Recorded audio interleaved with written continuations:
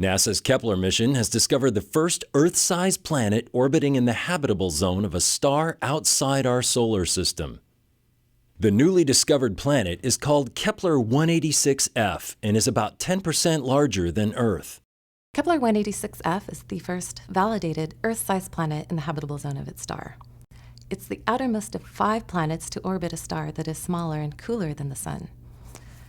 This planet orbits its star every 130 days, and so this places it in the habitable zone, where it's in a region where it could have liquid water on its surface. Kepler 186f resides in the Kepler 186 system, about 500 light-years from Earth in the constellation Cygnus. This planet, Kepler 186f, orbits a star that's cooler and dimmer than the Sun.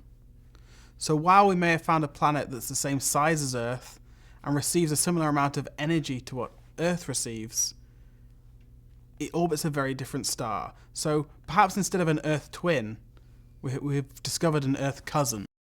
On the surface of Kepler 186f, the brightness of its star at high noon is only as bright as our Sun appears to us about an hour before sunset. Scientists believe Kepler 186f is likely to be a rocky world, but are unable to confirm its mass and density. This is one of the big milestones that we've been looking for in our attempts to find out if there are places just like home and if there's life out there. One of the big steps is to say, is there somewhere that looks, to all intents and purposes, like Earth? Well, we don't know just yet, but we know that there are places that at least look similar. Managed by NASA's Ames Research Center, the Kepler mission collected this data using a space-based telescope to search one part of the galaxy for potentially habitable planets.